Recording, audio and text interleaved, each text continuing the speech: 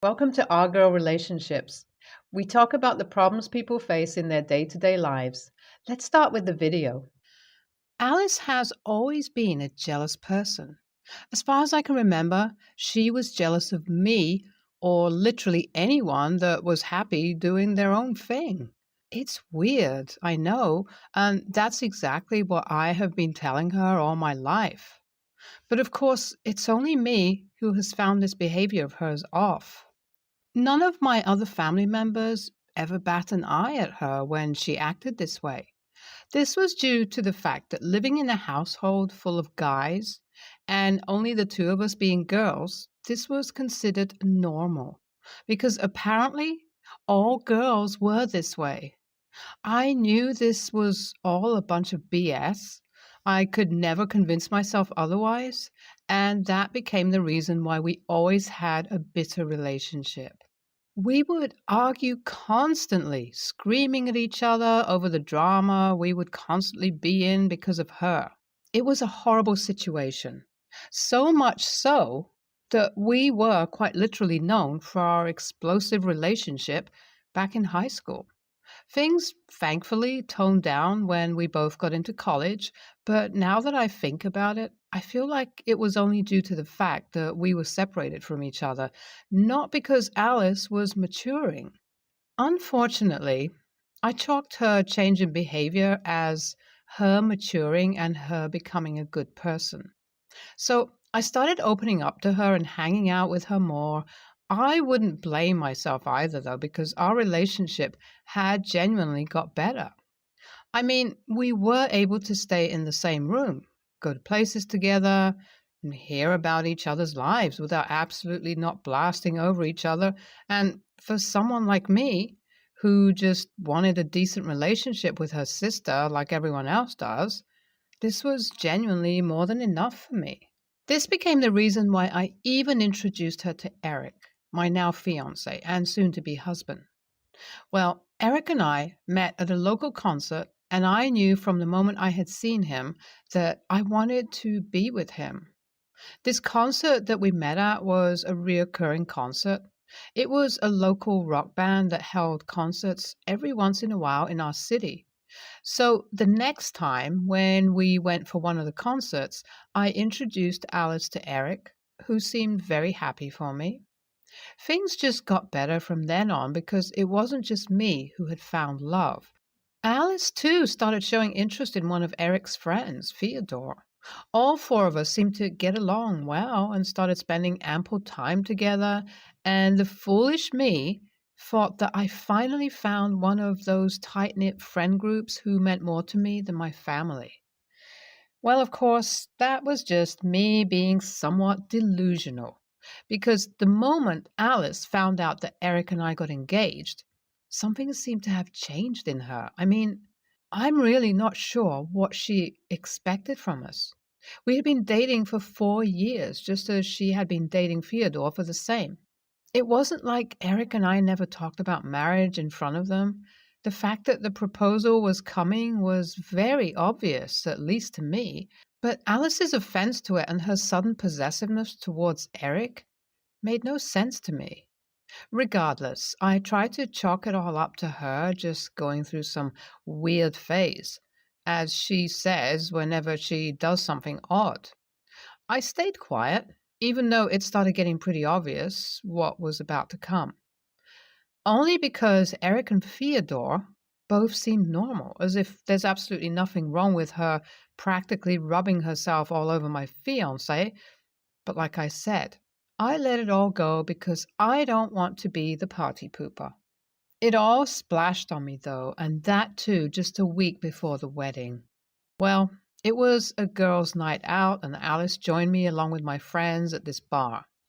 Sue was drinking a lot there. Now, I didn't want to offend her, so I stayed quiet after giving her a few gentle warnings.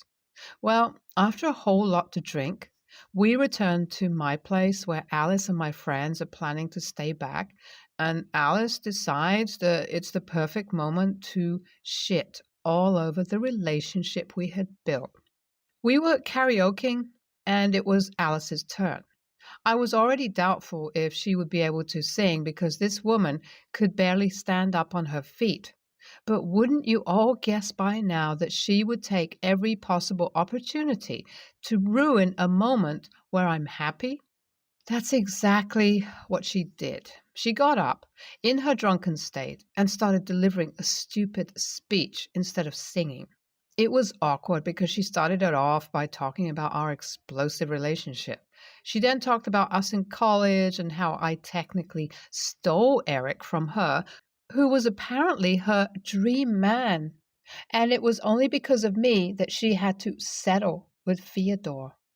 Everyone audibly gasped, and right after Alice confessed that, as if it was nothing, she just crawled up the floor and fell asleep. The awkwardness was unbelievable, but something clicked inside of me. I saw the recording that my friend had been doing all along and told her to send it to me immediately. Now, I wasn't going to show it to anyone, but I just knew this would come in handy someday or the other, and it did. Just 4 days before the wedding, Eric and I were going through the final list of things we needed to pack to take to the wedding, and we just couldn't find a wedding ring. We turned the house upside down, and I just knew who had done it. I was panicked, angry, and upset, and in the heat of the moment, I immediately drove over to Alice's place, acting as casually as I could. I knew she didn't know what she had confessed that night, so I decided to talk to her about it first. I put it straight to her. I told her that if she didn't return the ring, I would make sure to tell Theodore everything. And I guess she thought I was simply joking or that I wouldn't go through with it. Of course, though, I wasn't joking this time, and when she began playing the game of denial, I simply walked up to Theodore and puked out everything, along with the video evidence. The look on Theodore's face was sad, to say the least. I know this man really loved her, but I knew, sometime or the other, I really did have to inform him of this. Theodore and Alice got into a huge argument, and I left because I needed to give them space. Now, it's been a day since it all went down, and everyone except for Theodore is against me for stirring drama before my wedding. I don't know if what I did was the right thing now. AITA? Update 1. Things have gotten out of hand way more than I thought. It feels like I have opened Pandora's box, and this is just the beginning of it all. Everyone just keeps piling up on me as I genuinely can't understand why. It feels like everyone has normalized such behavior so much that I'm going to be reaching a point where I will have to cut off everyone. Unfortunately, Eric is one of them. My suspicions towards Eric's defensiveness or lack of acknowledgement of this situation as a whole have been growing a lot lately. I mean, every time I tried speaking to him, he would either try to defend Alice or tell me that he has no opinion on this situation. I mean, how could you just not have no opinion on a situation that directly concerns you? I'm sorry, I don't know about you guys, and this might make me come off as toxic, but this definitely has raised my suspicions to the max. What do you think I should do here? Is this something to be suspicious about?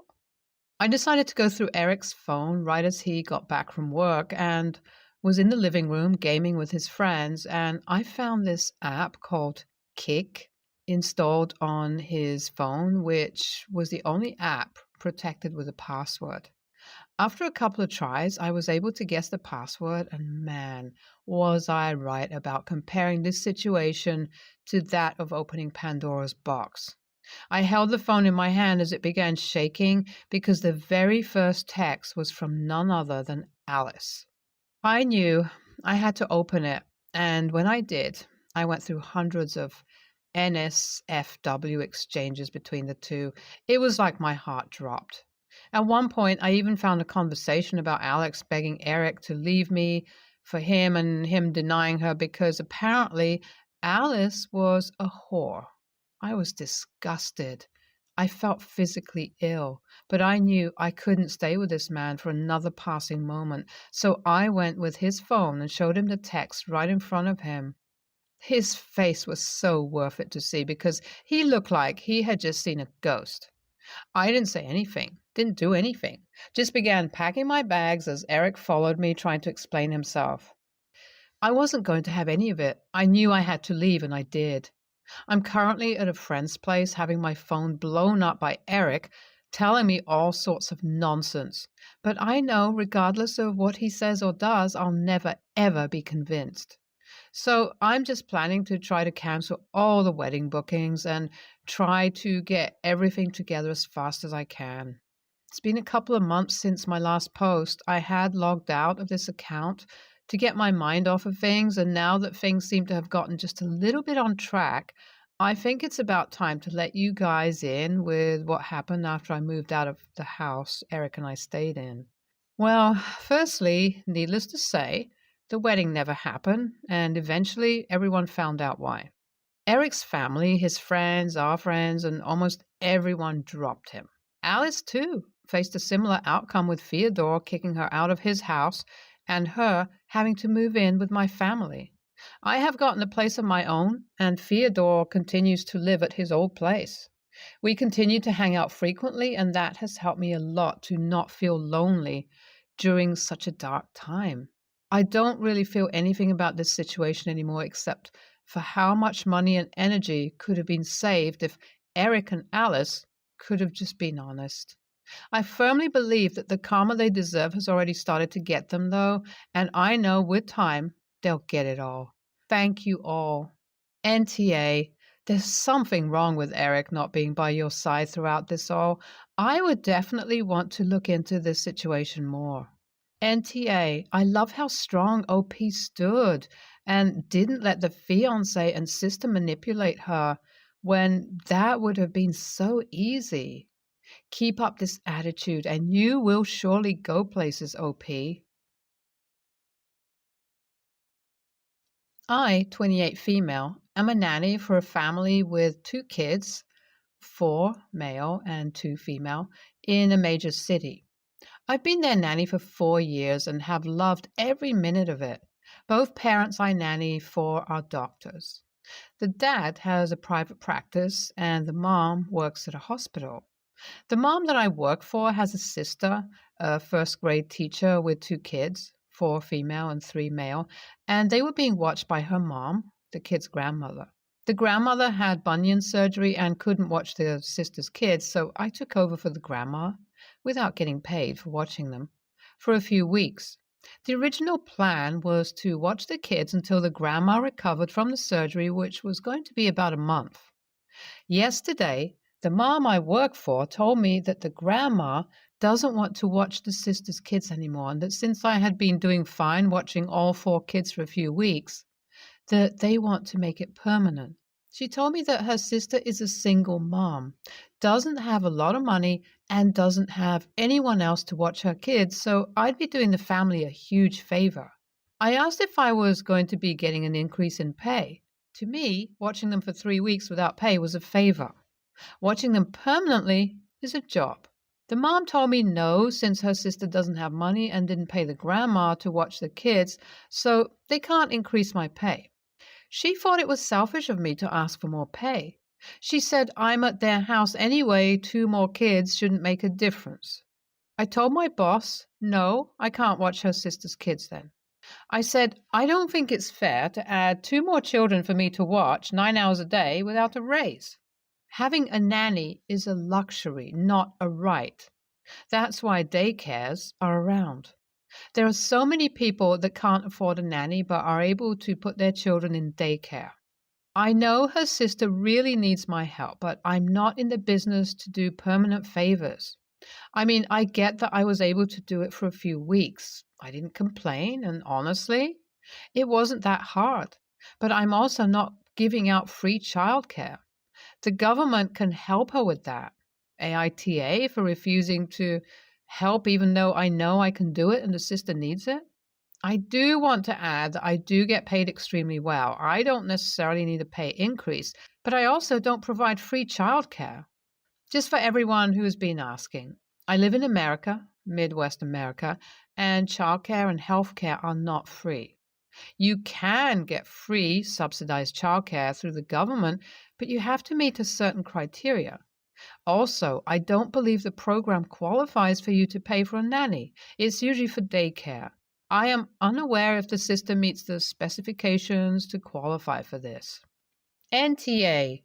Being a nanny is a job, and you are basically an individual contractor. She's not your employer, she is your client. You are providing that family a service and per your contract, written or unwritten.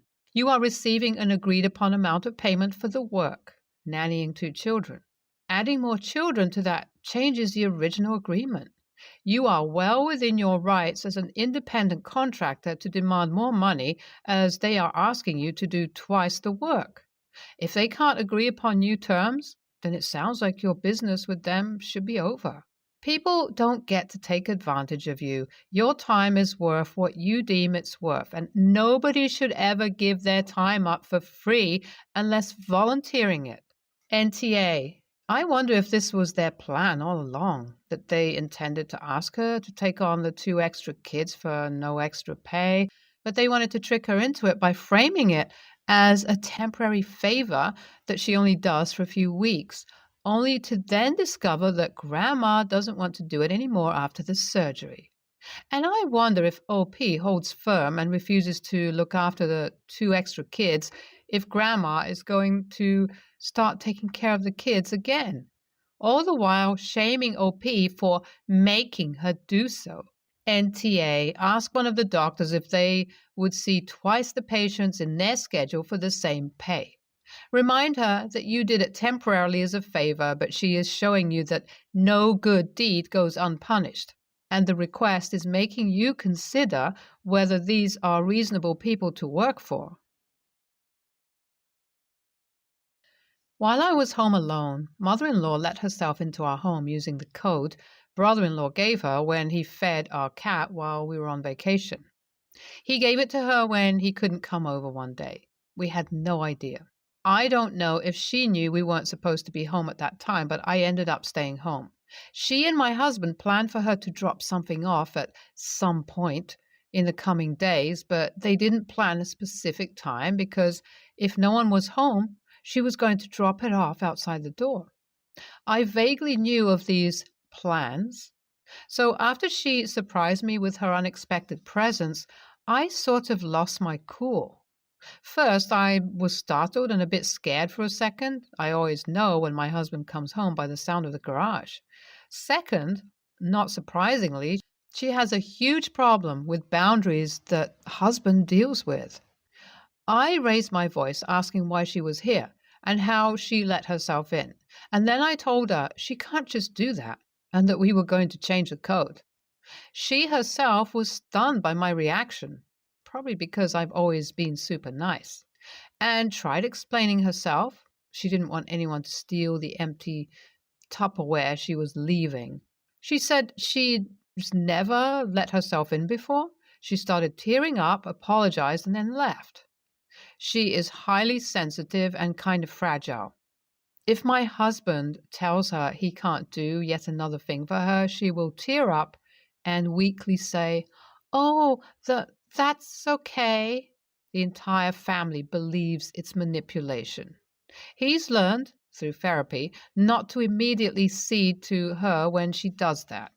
She called her husband crying, told him I screamed at her, insinuated she was crazy, and made her feel very, very unwelcome. The last part is true, but the first two are absolutely not. But I believe if anyone raises their voice at her, she perceives that to be screaming. She kept on telling him he can't let me talk to her like that. I don't think in a sexist, keep your woman in line way. I think it was more, she knows I'm sensitive, so she can't talk to me that way. My husband is behind me, but I can tell he's just worn out. WITAH for losing my cool in the moment when my husband wasn't there to intervene. NTA, she let herself in using a code to the door you had no idea she had been given and did not have permission to have. You had every right to be upset. And under the situation, you also had every right to make her feel unwelcome. At this point, you have no idea who else brother in law or mother in law might have given the code to. You have every right to talk to an intruder in your home in any way you wish. NTA sounds like mother in law has a history of victim behavior. What she should have done was apologize. Brother in law is a real dummy for letting her have the code, and I bet she knows you didn't know she had it. She could have let herself in other times and snooped, and you have no idea. Yuck. NTA. Does she not realize the adrenaline that goes with this? If my husband came home at random, I'd think it was bad news, death in the family, loss of his job, etc. Not that I have any reason to think that, but when you're thinking, gee, I'm about to get robbed or my husband is rushing home, nothing good comes to mind. That's like fight or flight. I'd be mad at the brother in law for randomly giving out a code. I think it goes without saying that when you give someone a code, it's for them and them only. Do not apologize